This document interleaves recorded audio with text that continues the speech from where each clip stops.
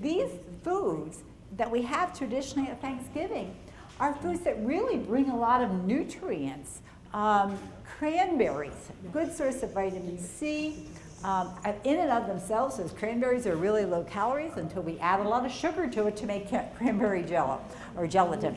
Sweet potatoes or yams, turkey, greens, green beans, Brussels sprouts, and even pumpkin has a high vitamin A or beta carotene content. So our base foods for Thanksgiving are super high nutrient foods. It is what we do to them often in the preparation. So let's talk about then kind of another strategy to use. In addition to adding vegetables, the next strategy is to substitute some lower fat ingredients in recipes. So for side dishes, whenever we can use skim or low fat milk, non-fat yogurt, lower fat evaporated milk, low fat sour cream, low fat salad dressings, that will help to drive the calories down. For desserts, if we can use Cool Whip, sugar-free pudding, sugar substitutes, that will drive the calories down.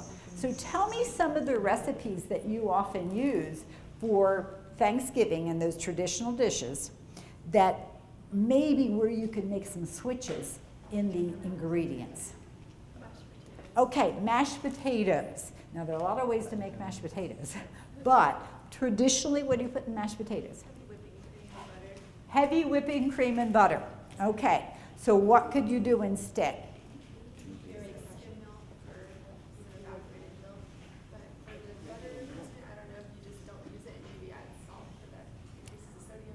Okay, good question, Sarah. I'm just going to repeat it. Instead of the cream, I could use low-fat milk. I could use the low-fat or non-fat evaporated milk, which would have more of the consistency of the cream in the mashed potatoes. But the question is, what do we do with the butter? You know, how do I get that butter flavor? So one suggestion was, well, maybe I add a little bit more of the other seasonings, like some salt, if you don't have a sodium restriction, to kind of make up for it, because that butter does contribute salt as well. Anybody have any other ideas what you could do with those mashed potatoes to help make them acceptable? Camilla. Pureed parsnips, okay, and pureed cauliflower is another idea too. But Camilla's comment is that the parsnips have a buttery flavor to them. So if we boil or steam parsnips or cauliflower, mash it, puree it. I've had some people who actually just use that as a mashed vegetable and forget the potatoes, or other people who mix them maybe half and half. And you'll find that, again, it's adding a lower calorie density vegetable, still put your low-fat evaporated milk in with it. And then I find that adding low-fat or non-fat sour cream brings a little bit of that kind of richer buttery flavor in. Some people might use butter buds or Molinik butter to put some, or you might just try cutting back the butter by half. You know, butter does bring good flavor to food. You might say, well, can I reduce it by half? Does that still make it acceptable? What's another traditional Thanksgiving dish where you might be able to substitute some ingredients? Well, we have it's a cranberry sweet potato casserole, and it doesn't have a lot of fat in the main part. Mm-hmm. It's mostly sugar from the apple juice and cider.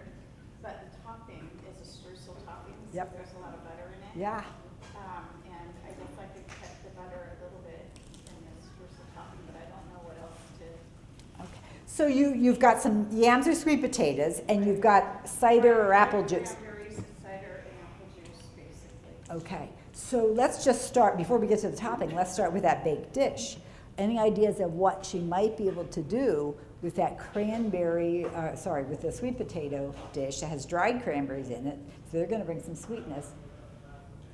How about chopping up fresh apple and maybe even fresh pear, putting instead of the juice, okay, because you're right, juice has concentrated sugar, which is going to bring a lot of calories to it, but use the fresh fruit.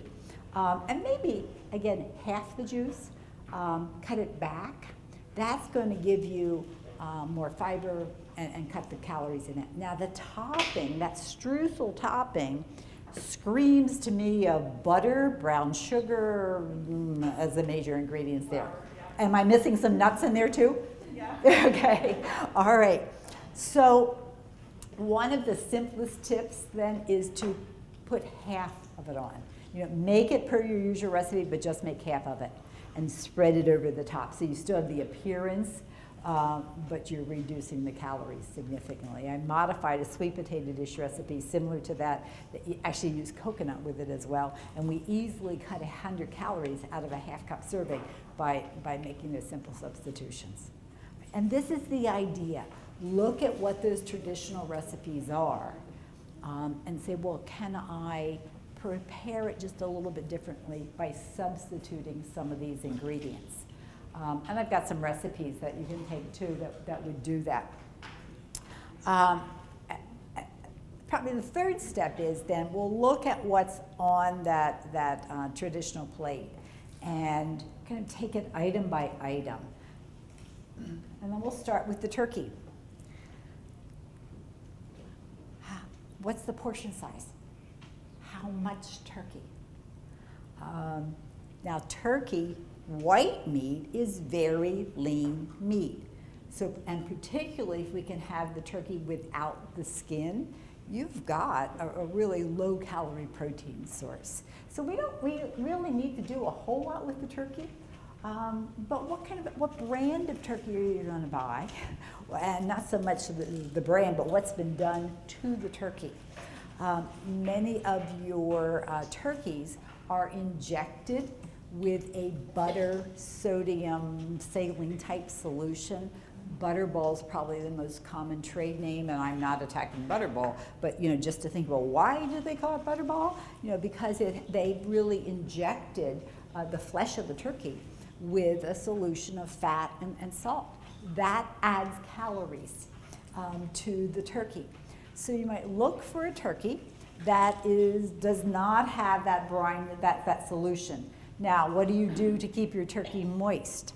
Because if you think, oh, my turkey's going to be dry if I do that, I brine my turkey, which does increase the sodium content a little bit, but it doesn't increase the fat content. So brining is soaking that turkey for about 24 hours in advance in a salt solution. You can do all kinds of flavoring. I usually do fresh rosemary and lemon and fresh peppercorns with it, which gives a lot of flavor to the meat and moistness without increasing the fat content. But regardless of how the turkey is prepared, once it comes to the table, you have control over the portion size. So think of the size of your MasterCard, the one you're going to be using the next day for shopping. Okay, think of the MasterCard about a ½ inch thick. That's going to be about a 3-ounce portion of turkey. Okay, see if that it would be an acceptable portion for you. Leave the fat and the drippings in the pan. You've saved a couple hundred calories there. We've talked a bit about sweet potatoes there.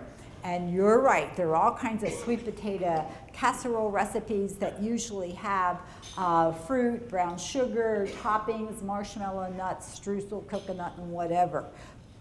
Anybody ever have a plain baked sweet potato? Maybe it's time for a new tradition there. To have that wonderful, healthy, high fiber, high vitamin A sweet potato with its natural sweetness without the added ingredients to it. Or try roasting your vegetables, sweet potatoes, turnips, your parsnips, carrots, beets, probably missing others, but fall vegetables, cut into equal sized cubes, mixed with a tiny bit of olive oil, spread out on a baking sheet that's been well oiled and cooked at a high temperature of 400+ degrees.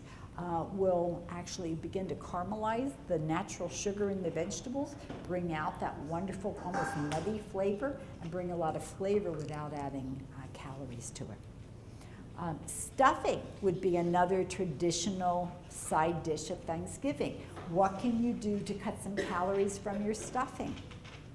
And again, so think about how do you traditionally prepare it. We usually start with sauteing vegetables like onions and celery, and then maybe mushrooms or garlic or other ingredients. How much butter or shortening are you using? The first place is cut back on the fat that's used for sauteing those vegetables. And then what else goes in the stuffing? This is going to vary with your family tradition. But if you can avoid having meat in the stuffing, like sausage, that will help to lower the calories. Where do you cook the stuffing? In the bird or in a roasting dish? Putting the stuffing inside the bird, particularly if it's one of those butterball injected birds, really gives you a food that's about 600 calories a cup. Now, a cup is the size of my fist. And stuffing may be one of those foods that we only have at Thanksgiving, one of those traditions. So we're not going to give it up. But how can we modify some of the calories? One of the simplest ways is to cook it outside the bird. Put it in a baking dish, cover it well with foil so it keep it moist, but then we don't get those added calories from the turkey itself. Green bean casserole, that was a food that somebody mentioned. How do we traditionally make green bean casserole? That can of the cream soup, you may add additional, well, definitely add milk to it, but some recipes are gonna call for cream added to it, and then those canned French fried onion rings on top. What else could you do?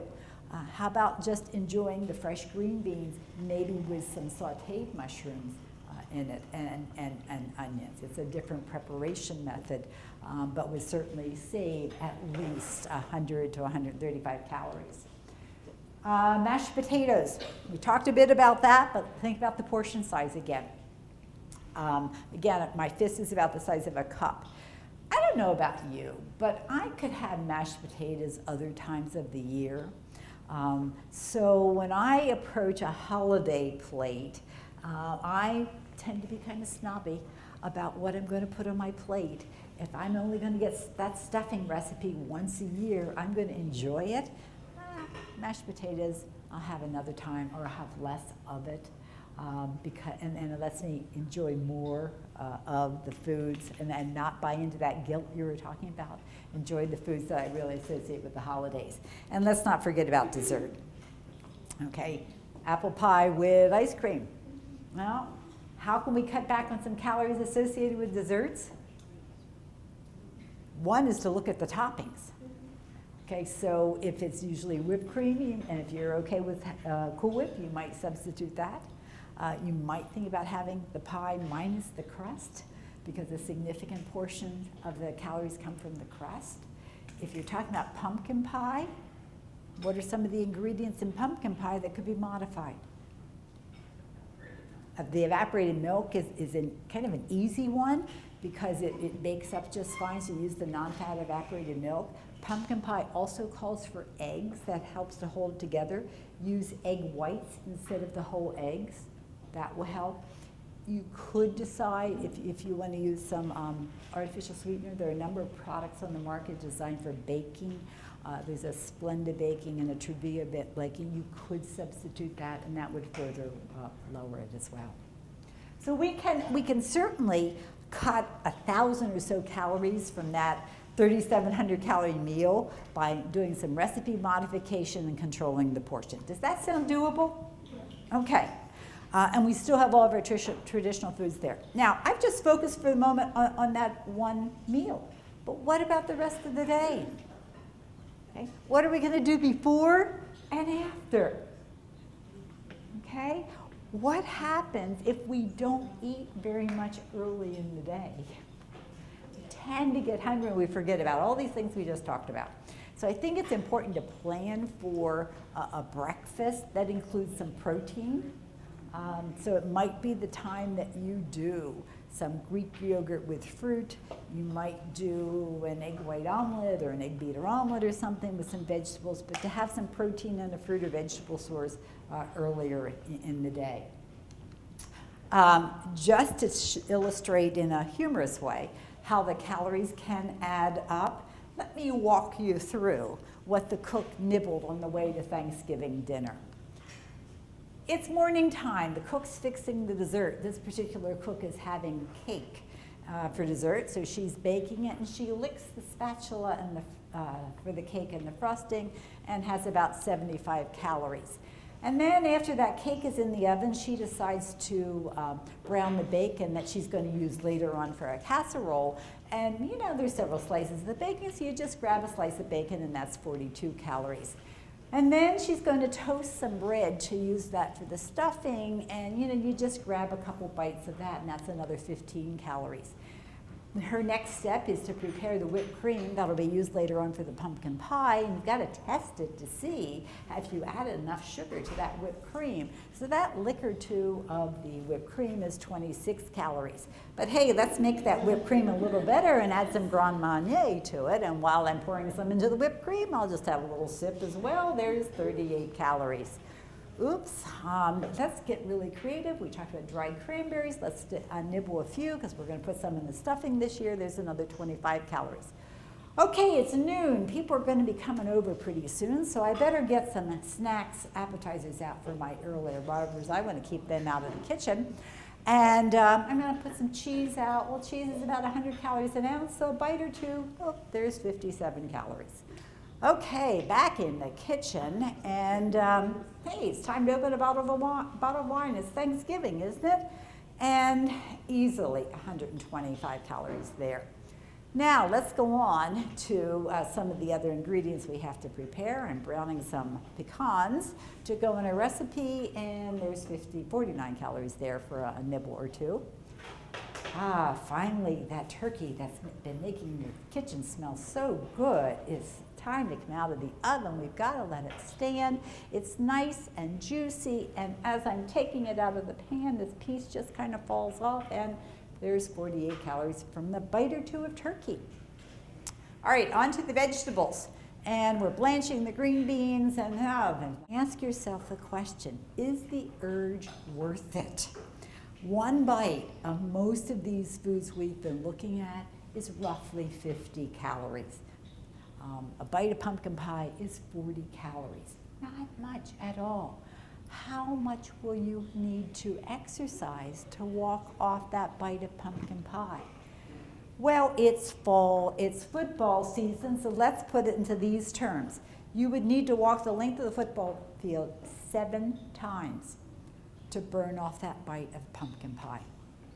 So while I encourage you, to be out there walking, doing the physical activity, I'll ask you to have that question in your mind as you have some of those urges and you're looking at the foods. Is the urge worth it? How far would I be willing to walk for that extra piece of pie, glass of wine, serving of stuffing, whatever it is? They're not good foods, bad foods. They all can fit, but we need to look at the whole picture for our overall management. So what do you need to do to set up your environment to really support what your goals are? Your goal is to maintain, not gain, through this holiday season. So what will you add into your Thanksgiving weekend? Are there certain foods you'll add in? Are there certain types of physical activity you will add in? Okay. It might mean taking time to cut up that vegetable tray and have that on the kitchen counter so we can add that into the environment to nibble on while we're cooking. It might mean preparing a big bowl of fruit and taking it to the family dinner where somebody else is preparing all of the food, but we're adding in that food that we can add to our plate and share with everybody else at the same time. There might be some things you decide to take out. Maybe we don't need 3 kinds of potatoes this year. Maybe I can take out some items and substitute something else in. And then you might decide to avoid some environments. You can decide that. But ask yourself the question, do I really enjoy going to everything? Or are there some things I'm just going to say no to in terms of maintaining? So on a scale of 1 to 10, how confident are you in managing your calories in, calories out for your goals as you go into this next holiday weekend, Thanksgiving weekend? Who's at a 10? Super, super confident we can manage. Who's at a 1? All right, good news is we don't have a whole lot of extremes here. So I'll ask you to think about where you are in that scale. If you're putting yourself at let's say a 5, I'll pick the midpoint, what would it take to move you up to a 7? What kind of planning? What kind of discussion with your family? What kind of shopping or recipe modification? But what would it take to increase your confidence? Because I think that that's an important part of planning, that we all know what to do. It's really getting the steps in place for doing it. So I wish you a happy, healthy Thanksgiving. Look forward to following up with you in another week or two. Thank you for being here today.